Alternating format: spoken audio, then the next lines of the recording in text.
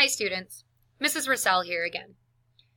At this point in the writing process for your author's note draft, we've talked about a number of different ways to revise your writing to make it better. Some of the things we've discussed are writing with detail, adding in transitions, using purposeful quotes, and today we're going to talk about powerful introductions. The learning goal for today is to either learn, or if you've already learned, maybe to revisit, how to create an introduction that will engage your reader. At this point in your life, you've read many stories. Some of the stories that you've read started off so bad that your face probably looked something like this. Maybe you didn't want to continue reading and simply wanted to close your eyes and lay down for a nap. You've probably also read stories that got you so excited to continue reading and your face looked something similar to this. The image on the right is our goal for our social issues author's note. We want the reader to want to continue reading. Now, we have to figure out exactly how we're going to do that.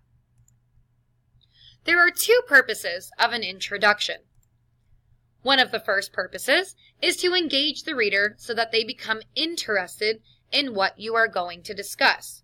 This goes back to intriguing them, exciting them. What can we do to make them want to continue reading? The other purpose is to set the reader up so that they know what the rest of the text will discuss. Now, why do we want to engage the reader? Well, we want to bring out their curiosity and the need for them to continue reading. Again, we don't want to be the emoji with the sad eyes and a big yawn. We want the emoji that was excited with their thumbs up with a smiley face. Now, why do we want to set the reader up so that they know what the rest of the text will discuss? Well, we want to make sure that our topic is clear so that they aren't confused. Now you're probably wondering, how am I going to combine these two purposes in my introduction? On the next few slides, we are going to take a look at a couple of different introductions that some students have used for their social issues author's note. As we take a look at them, I want you asking yourself, do I like this introduction as a reader? Does it entice me to continue reading?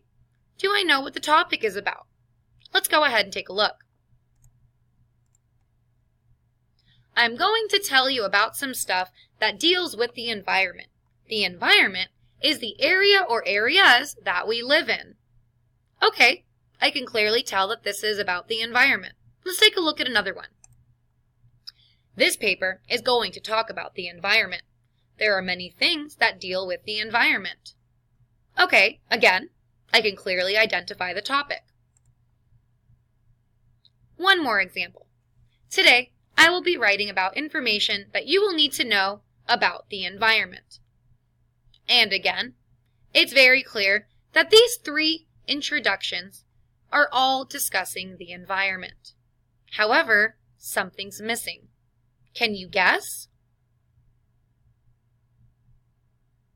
Well, if you thought about it, I'm sure that you'd realize by now that these are introductions that you don't want to use. Why? Well, thinking back to the purposes that we discussed on the previous slide, sure, they tell you what the topic is, but they don't get you interested. They don't pique your curiosity. Let's take a look at a few more examples, and again, as we look at these, I want you to ask yourself, does this intrigue me as a writer? Does it get me to want to continue reading? And also, can I identify the topic? Never in a million years did I think that my best friend could turn into the person who would make me dread coming to school, expressed Janie Oliver with a tear streaming down her cheek. Unfortunately, this statement is something that's all too familiar to those who have experienced bullying. Again, I think the topic is pretty clearly identified here in the very last word. We know that this is going to be about bullying. But what did the author do that was different than the previous three examples? Well, They evoked emotion. When we think about emotion, we think about happiness, sadness. And what do they do in the very first quote? Well, they chose the quote, and not only did they chose the quote, but in their explanation, with a tear streaming down her cheek, we can infer that Jeannie Oliver was probably crying. This probably wasn't a good scenario that she wanted to be in. They used a personal story/connection. And how did they do that? They did that through the use of a quote. Just as we talked about before, quotes can be very purposeful. When used correctly, they can not only bring a story to life, but they can also really create a very powerful introduction. Let's take a look at another example. Again, I want you asking yourself, how does this make me feel as a reader? Can I identify the topic? But more importantly, does it get me to want to continue reading? Have you ever considered that in a singular moment, your parents could decide to sell you off to work for them? You'd make 20 cents a day. You'd be forced to work from sunrise to sundown with no family contact, disgusting food, and no freedom to live your own life. Unfortunately, that's the case for children who are forced into labor. Now, the first sentence definitely piques my curiosity. It's something that we call a rhetorical question. It's not a question that's meant to be answered, but more so a question that's to get you thinking about the topic that's going to be discussed. So let's break down what the author did here.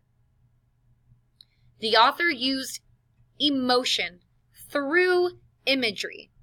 They were trying to describe a scene or a potential situation that somebody might be put into. They did that by using some examples.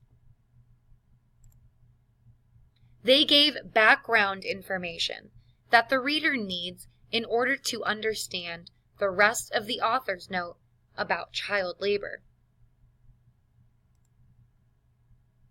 I'm hoping that these few examples can help you create a powerful introduction that you can use in your author's note. There's a few more things that I need you to do before you actually go back and revise. These are very similar to what you've already done in the previous lessons. In the following section are some notes that you're going to complete on page W11 of your interactive notebook. I want you to make sure that not only do you record the notes, but that you also read the examples. Maybe they'll give you an idea that you can use in your own writing. And lastly, I want you to know that again, these are just strategies, just resources, simply examples and ideas to help you make your writing better. Feel free to combine any of them that are listed. Sometimes, when you combine them, similar to some of the examples that we looked at before, it makes your introduction even more powerful. If you have any questions, as always, please feel free to come and ask me. I love working with you, and I'm excited to see how your author's notes are going to turn out after you've made all of these wonderful revisions. Good luck!